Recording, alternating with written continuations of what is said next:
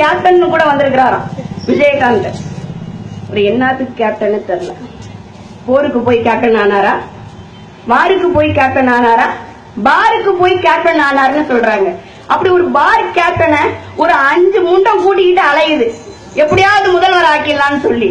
அவரால தமிழகத்துடைய பிரதான ஒரு பிரச்சனையை எடுத்து 15 நிமிடம் பேச முடியுமா? தடம் புரளாமல், தான் எடுத்திருக்கின்ற தலைப்பில் இருந்து மாறாமல். ஆனால் புரட்சி தலைவி அம்மா அவர்களும் 5க்கும் மேற்பட்ட மொழியை சரளமாக பேசக்கூடிய திறமை வாய்ந்த பெண். தமிழக மக்களுடைய வாழ்வுக்காக, வாழ் உரிமைக்காக, நம்மளுடைய வாழ்வாதாரத்தை உயர்த்துவதற்காக எங்கு சென்ற பொழுதும் அங்கு போராடி இந்த தமிழகத்திற்கு என்ன வேணுமோ, எது வேணுமோ, எப்ப வேணுமோ அதை வாங்கிட்டு தரக்கூடிய தகுதி வாய்ந்தது, அட்மினிஸ்ட்ரேட் பவர் படைத்த அந்த லேடி தான் தமிழ்நாட்டை ஆள்றதுக்கு சரியான ஆள்.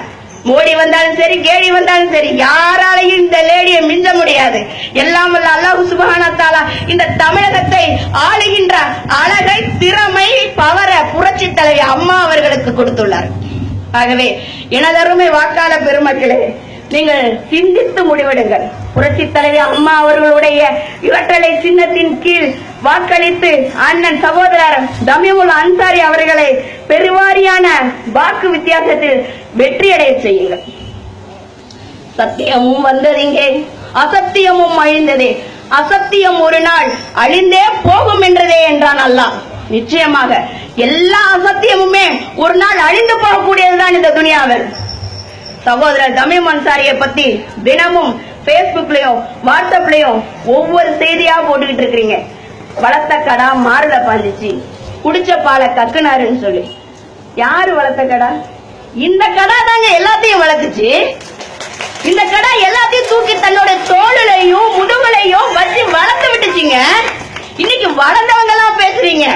ஆஹா, மறந்துட்டீங்களே, தன்னுடைய இளமை எல்லாம் இழந்து, தன்னுடைய வருமானத்தை எல்லாம் கொட்டி கொடுத்து, இன்னைக்கு அந்த சமுதாயத்துடைய, இந்த சமுதாயத்துடைய பெரிய பிரதிநிதி என்ன பீத்திக்கிட்டு இருக்கவங்களை வளர்த்து விட்டதே இந்த கிடாதாங்க.